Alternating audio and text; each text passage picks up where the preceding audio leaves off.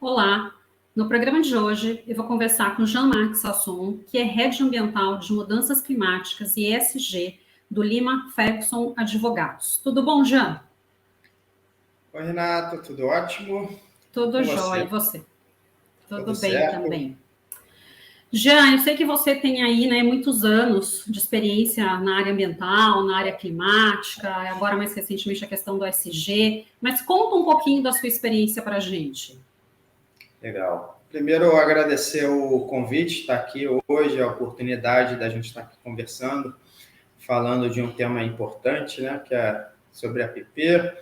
Bom, eu tenho aí mais de 10 anos de experiência de estrada na área ambiental, já atuei em departamentos jurídicos in-house, já atuei em consultoria na Amazônia, levando conhecimento e capacitando alguns municípios da Amazônia Legal para licenciar, fiscalizar. Também tive a oportunidade de trabalhar em alguns escritórios e hoje estou liderando a área de ambiental, mudanças climáticas ESG do Lima Ferguson, que é um escritório que tem aí a inovação no DNA, então a gente busca sempre estar aplicando algumas metodologias e novas tecnologias no direito ambiental, inclusive lançando aí até a marca Direito Ambiental 4.0, para a gente entender como é que essas novas tecnologias são aplicadas no direito ambiental. Essas mudanças, né, que vem por aí. Não, que ótimo. E eu acho que essa sua experiência aí, até na Amazônia e tudo mais, a questão da PP fica bastante clara, né? Acho que dá para a gente conversar aí bastante sobre esse tema. Então, né, para quem não conhece, o que é uma APP? Explica um pouquinho para a gente. Então, a APP, como você falou, na Amazônia ela fica muito mais evidente esse instituto, né? Porque vale até reforçar aqui, eu fiz um mestrado em engenharia ambiental e urbana. E a minha tese de mestrado foi justamente o conflito entre os direitos constitucionais à moradia e ao meio ambiente equilibrado. Esse conflito acontece exatamente quando moradias, e na maioria das vezes submoradias, né, com condições indignas, são localizadas à beira dos rios. Né? Então, o conflito acontece exatamente no momento onde habitações são construídas em locais ilegais. Né? Então, respondendo objetivamente a pergunta, o que é uma APP, né? Esse instituto ele é trazido pelo Código Florestal, e no Código Florestal, de forma muito objetiva, é definido como uma área protegida, coberta ou não por vegetação nativa, com a função ambiental de preservar os recursos hídricos, a paisagem, a estabilidade geológica e a biodiversidade. Também ele facilitar o fluxo higiênico da fauna e da flora, proteger o solo e assegurar o bem-estar das populações humanas. Então, a lei, ela traz, no texto da lei, né, ela traz muito essa questão da função ambiental, que é justamente, de forma lato sensu, proteger ali o recurso natural, né, que ela se propõe. Seja ali um rio, pode ser um topo de morro, né, a lei traz diversas possibilidades ali de tipologias de APP. É uma nascente, né? E eu acho que também, dependendo da metragem do rio, você tem essa preservação. E uma coisa que eu acho que é super importante que você comentou, e às vezes não fica muito no conceito, né? A gente tem talvez a ideia de que a APP é só quando você tem a margem reflorestada.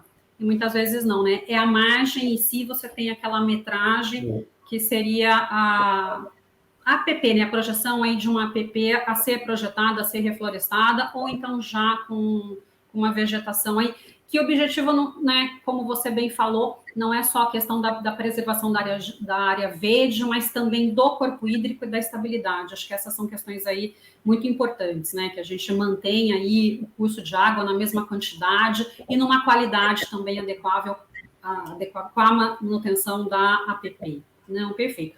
E deixa eu te fazer uma pergunta, né?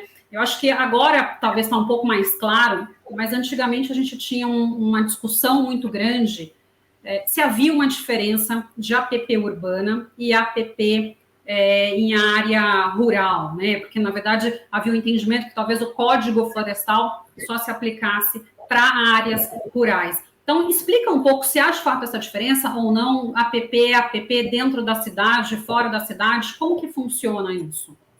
Essa pergunta é muito interessante, Renato, porque em todo o processo legislativo, né, de edição aí do novo Código Florestal, que é de 2012, foi se discutida essa dicotomia entre a APP urbana e a APP rural. Até o próprio texto normativo, né, trouxe essa dicotomia, mas no momento do veto, né, da publicação da lei, o termo APP urbana foi excluído.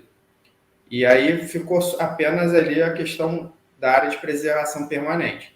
Mas, em termos conceituais, eu entendo que não há essa dicotomia, né? Porque a APP é a APP, seja na zona rural ou seja na zona urbana, justamente dentro dessa questão da função ambiental que a gente falou antes, né? Então, seja ela na zona rural ou seja ela na zona urbana, havendo essa função ambiental de conservação ou preservação do recurso natural ali presente, independe de onde ela está localizada. Então, bem objetivamente, não há essa dicotomia. O que a gente pode fazer uma diferenciação é sobre zona urbana consolidada ou zona rural consolidada. E assim a gente pode trazer alguns critérios que a própria lei define, inclusive uma lei recente que foi publicada no final do ano passado, né? Perfeito. E assim, a gente vai falar um pouco mais dessa questão aí de áreas consolidadas, né? Acho que tanto no urbano quanto no rural, que eu acho que é uma questão super importante. E nessa linha, como a gente consegue garantir a função de uma APP em espaços que já estão impermeabilizados, né? Já estão ocupados.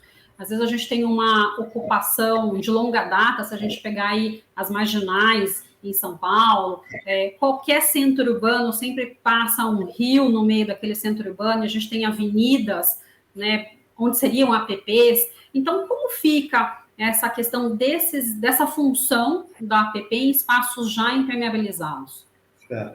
Essa também é uma questão muito interessante, Renata. Eu já tive até uma experiência prática na definição sobre a existência ou não de APP em rios canalizados, né, hipermeabilizados.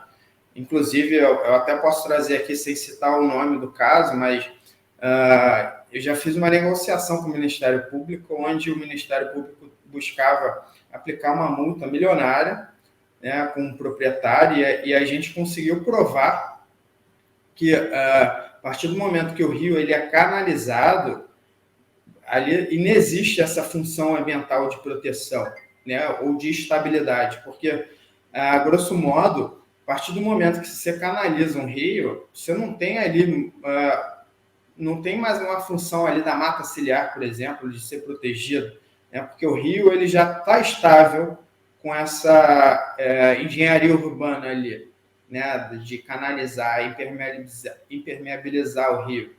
Então, a gente não tem mais o que discutir. Quando a gente está diante dessa situação, a APP ali perde o status, né, de APP enquanto instituto a ser protegido legalmente. Ela perde o status de área protegida legalmente, né? Então, respondendo de novo, objetivamente, quando a gente está diante desse cenário de impermeabilização, canalização de um recurso hídrico, a gente não tem mais a função ambiental ali, lógico, tem que ter base em estudo técnico, essa afirmação, né? Mas, havendo essa confirmação, ela perde a sua função ambiental e, por consequência, perde a sua proteção jurídica. Mesmo porque acho que dentro dos centros urbanos a gente não tem nenhuma questão de fluxo gênico, né? Você não tem o córrego, ele está de fato ali retificado, ele está canalizado, então você não tem a questão da estabilidade, né, daquela vegetação para a estabilidade do corpo d'água. Você tem talvez aí uma questão de permeabilidade do solo, mas nem o fluxo gênico você muitas vezes tem, né? E área rural, como que funciona essa questão de APP para áreas consolidadas em área rural? Eu não sei se isso é uma questão comum ou é mais é mais difícil, né, pela própria questão aí da área rural, mas não sei se você já viu alguma discussão nesse sentido. Então, a própria lei, né, até o próprio Código Florestal, ele traz essa definição, inclusive inserindo ali um marco temporal, né, que é a data de publicação, que é a data de 22 de julho de 2008. Então, ele coloca ali que é uma área de imóvel rural com ocupação antrópica existente anterior a esse marco temporal. Então, ele não traz um critério subjetivo, é um critério objetivo. A partir do momento que você tem a existência desses critérios trazidos pela lei, a gente está diante de uma área rural consolidada. Mas na minha experiência, não tem grandes relações quanto a isso, né? É mais o debate, as discussões são... Questão de área urbana, no final do ano, né, 29 de dezembro de 21, foi editada a Lei 14.285, que passa a competência para definição da metragem de APP para os municípios. Porque essa também era um calcanhar de Aquiles, né? Quem que vai definir a área de APP dentro dos municípios? E, novamente, a questão da discussão do Código Florestal, até que ponto era aplicado ou não. Você acha, né, que o fato do município passar a legislar sobre a área de APP, você vê isso como um ponto positivo ou você vê conflitos que a gente terá que enfrentar? Porque, acho que daí na sequência, né, de repente a gente já engatar aí, a gente tem, sei lá, que o corpo, normalmente o APP aí de 30 metros em relação aos corpos hídricos menores, né? O município poderia legislar falando assim, não, eu vou entender aqui que é 15 metros, ou então eu vou entender, não, no meu município são 50 metros, e como que fica essa questão aí de conflito daí, né, entre as normas, o que está no Código Florestal e o que os municípios vão trazer?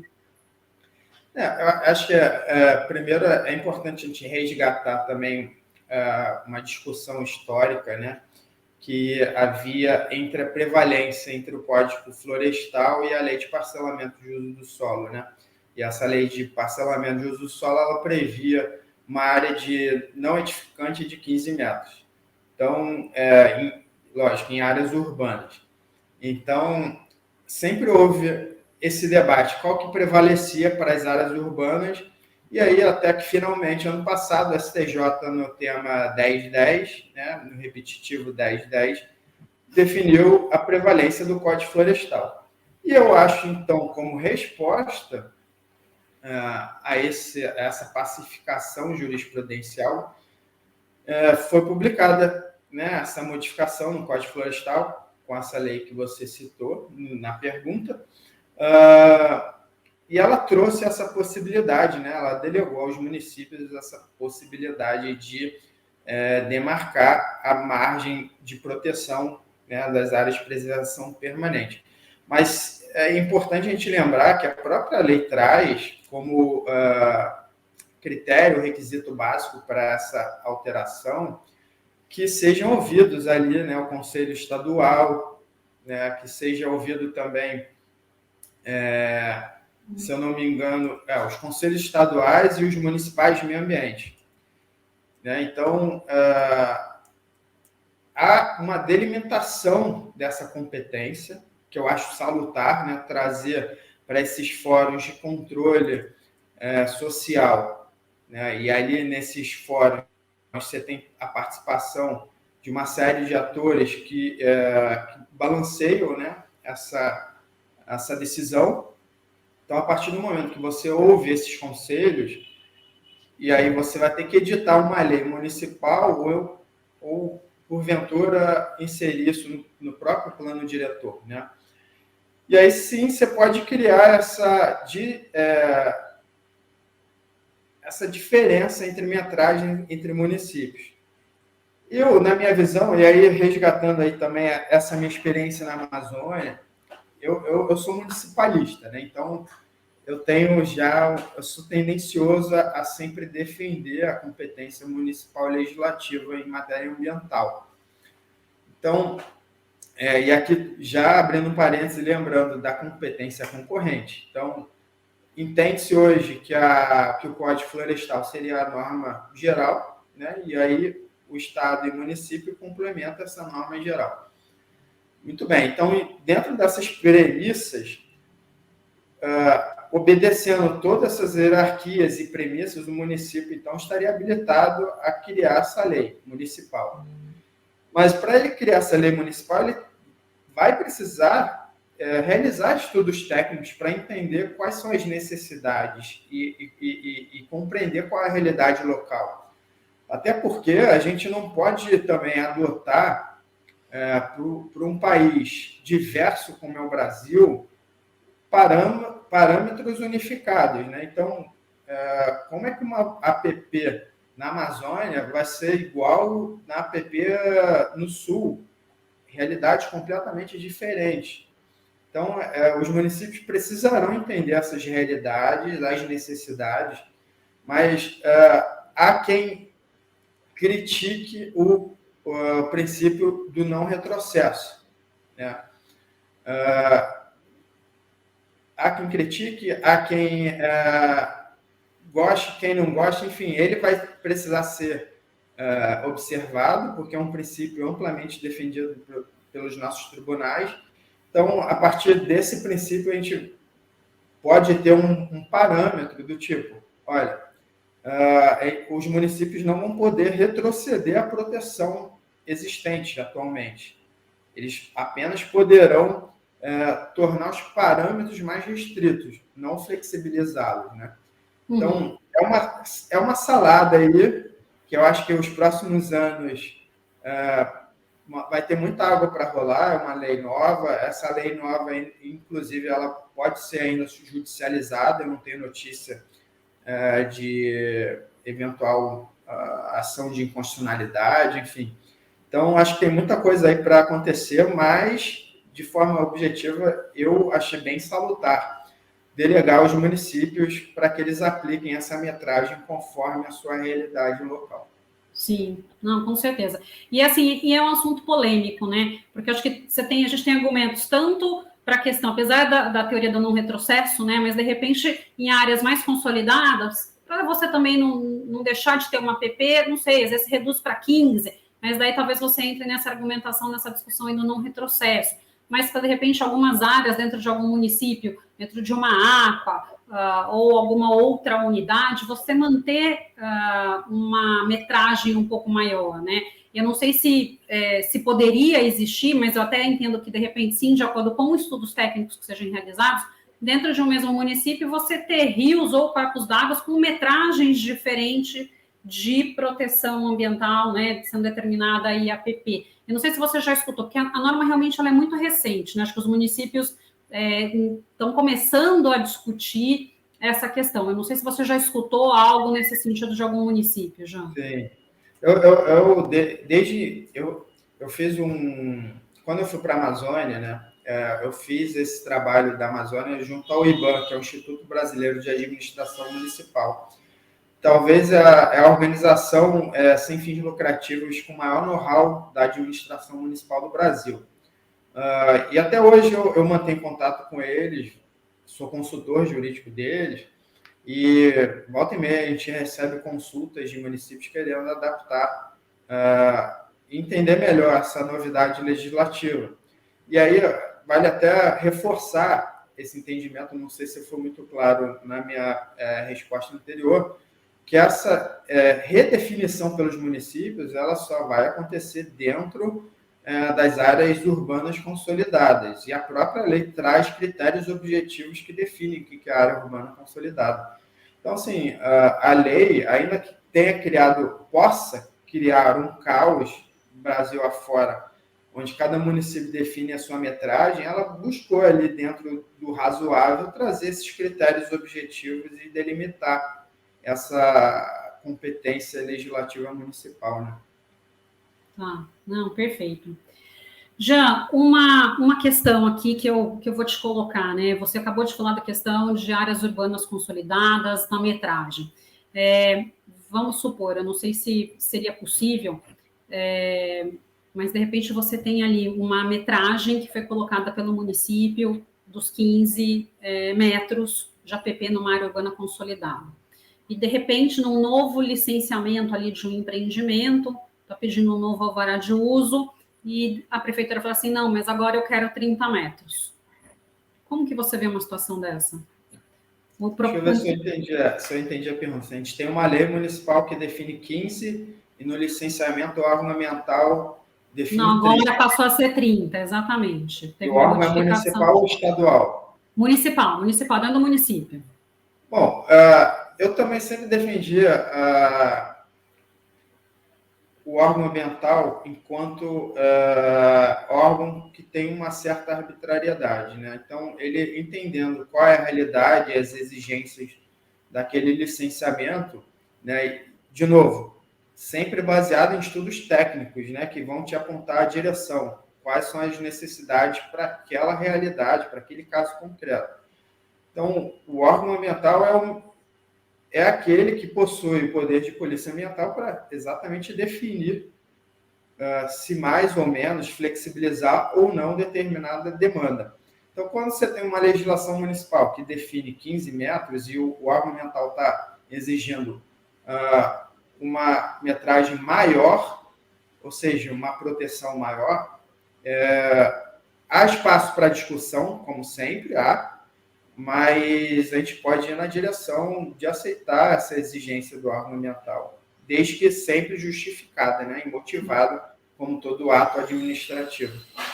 E daí é uma colocação, né, que na verdade o empreendedor normalmente faz, né, você também deve escutar muito. E o meu direito adquirido, né, se eu tinha 15 metros, como que muda para 30 agora? Eu preciso, de fato, atender essa nova metragem, voltar para manter aqueles 15 metros, né? E a gente sabe que dentro do direito ambiental, a questão do direito adquirido, infelizmente, não é bem relativo, né? Então, acho que depende muito da situação fática no momento, né? Então, mas a gente às vezes se depara... Tem uma frase, eu não vou me lembrar de quem é a autoria, salvo o melhor juízo, acho que é do Ed Milaré. Ele diz que não tem direito adquirido para poluir, né? Então, essa questão do direito adquirido, como você bem falou, é inexistente e ela é mutável, né? O direito ambiental é completamente mutável essas realidades. E a gente tem que sempre pensar na proteção ambiental como último objetivo. E às vezes, né, essa frase realmente acho que é do Edson. E daí fala assim, pô, mas eu não estou poluindo, é só uma construção, né? Mas você está tirando ali a questão a poluição em si, ela não se dá só pelo lançamento, né, de algum resíduo, de algum poluente atmosférico, mas o próprio fato aí da supressão de vegetação, muitas vezes ele é entendido também como um tipo aí, talvez de dano, né? Que acaba sendo aí... É um impacto ambiental direto ali, né? Exatamente, não, com certeza. Bom, vamos voltar um pouquinho para a área rural. Na área rural, me parece que tem uma questão também de utilidade pública e interesse social para você, eventualmente, para entender como área consolidada, né? Para ocupações consolidadas aí em área rural, desde que anterior aí 2008, né? Como que funciona isso? A pessoa que eventualmente tem uma propriedade em área rural e que, por um acaso, tem, né, uma atividade agro-silvopastoril, uma questão de utilidade pública ou interesse social, ela precisa regularizar isso ou é uma questão consolidada e ela não precisa fazer nada? Não, acho que para começar, né, um imóvel rural ele tem que primeiro se cadastrar no CARF, né? Eu acho que quem não fez e está nos escutando aqui, já recomendo fazer, porque eu acho que é o primeiro passo aí do mapeamento do seu passivo ambiental do seu imóvel. A partir do momento que você se inscreve no CAR, você está habilitado, né, a participar do programa de regularização ambiental. Então, exceto naqueles casos onde a própria lei anistiou, né, e aí são caso a caso, de forma geral, aqui a gente vai colocar, o imóvel rural, sim, ele tem que respeitar sua reserva legal, né, diferente do imóvel urbano, que não tem que respeitar a reserva legal, e as suas APPs.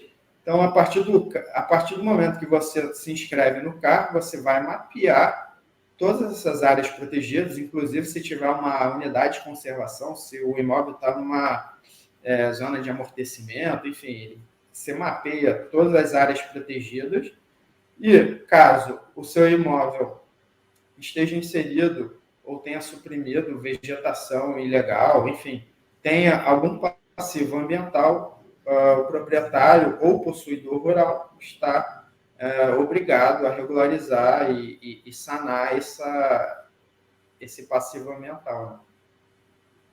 Tá, perfeito. Jean, uma outra questão, né? Eu sei que você já abordou, mas eu acho que para ficar bem claro isso, como equacionar, então, a questão das leis federais, estaduais e municipais, que, porventura, elas acabem determinando aí áreas de diferentes metragens, né? Então, só para o pessoal entender bem, que eu sei que esse é um ponto... Eu acho que vale até uma brincadeira aqui, Renata. Eu acho que a solução só passa pela refundação da federativa, né? Porque eu acho que esse é talvez o maior problema aí da nossa área de direito ambiental, que é exatamente a sobreposição de competências legislativas. E traz uma insegurança jurídica muito grande, né? Eu acho que esse é o problema. Assim, eu costumo dizer que nós que advogamos na área ambiental, né, a gente tem essa dificuldade de mapear a legislação ambiental como um todo. Porque se a gente pensar que o Brasil tem mais de 3 mil municípios e cada município pode ter a sua própria lei, né, então imagina a gente conseguir entender, compreender e mapear todas essas diversidades de lei, né? Mas, brincadeiras à parte, eu acho que a própria Constituição delimitou, a gente tem a lei complementar também, 140, mas é mais voltada para as questões administrativas, competência administrativa, mas em relação à competência legislativa, a própria Constituição delimita. Então, a gente tem que sempre observar a norma geral, que é da União, Estado e município podendo complementar, sem, de novo, trazer essa flexibilização para pior. Né? O município, e aí, nesse cenário de APP urbana, ele pode, sim, fazer a sua própria lei, desde que não retroceda o grau de proteção. Então, ele pode complementar ou restringir, no que for possível, a proteção hoje existente. Tá, não, perfeito. Jean, para a gente aqui finalizar, que mensagem que você deixaria para a nossa audiência? Legal. Bom, a mensagem que eu gostaria de deixar aqui é que hoje a gente está vivendo um momento de divisor de águas, né? Talvez a nossa geração aqui esteja eleita para fazer o trabalho sujo, que eu digo, a gente precisa estar atento às mudanças climáticas que a gente tem passado, né? Recentemente foi publicado o relatório do IPCC, onde traz os impactos às maiores cidades do mundo, né? Então, eu acho que a gente tem que estar muito atento às mudanças climáticas, à preservação ambiental, né? A gente tem que estar atento que hoje nós, enquanto seres humanos, a gente precisa estar harmonizado com o meio que a gente vive, o que, infelizmente, não ocorre, né? Então, a gente precisa se conscientizar e conscientizar o próximo e buscar essa maior proteção para que nossos filhos e netos aí consigam também usufruir de todos esses recursos maravilhosos. É o próprio conceito aí do desenvolvimento sustentável, né? Que a gente luta de fato para que esse meio ambiente não seja só para a gente, mas para todos, né? Que todos possam usufruir dele em qualidade. Isso, pensar no legado, né? Exatamente. Jean, muito obrigado. Agradeço sua participação no nosso programa de hoje. Eu que agradeço, Renato, pelo honroso convite. Fico à disposição aqui para outras conversas e quem quiser pode também me procurar nas minhas redes sociais, enfim, para tirar eventuais dúvidas que tenham ficado. Não, porque obrigado, esse tema realmente... Não, foi uma delícia, foi muito boa a conversa, porque é um tema eu acho que traz muitas dúvidas, né? Então, realmente, foi bastante esclarecedor. Obrigado, viu? Obrigado, Renata. No programa de hoje, eu conversei com Jean-Marc Sasson, que é Head Ambiental de Mudanças Climáticas e ESG do Lima Ferguson Advogados. Muito obrigado a você que nos prestigiou até aqui. Deixe seu like e se inscreva em nosso canal. E compartilhe. Nos vemos na próxima semana.